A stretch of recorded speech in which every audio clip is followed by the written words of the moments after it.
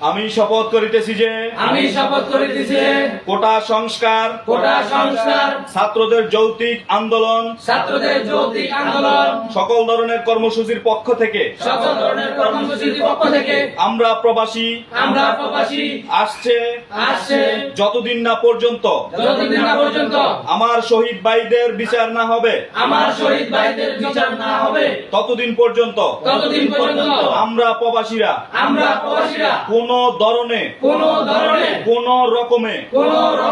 কোনোভাবেই রেমিটেন্স বাংলাদেশে পাঠাবো না না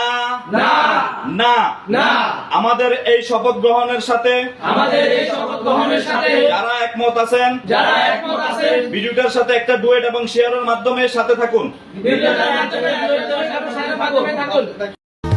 মনে রেখো যুদ্ধ করে রক্ত দিয়ে দেশ পেয়েছি,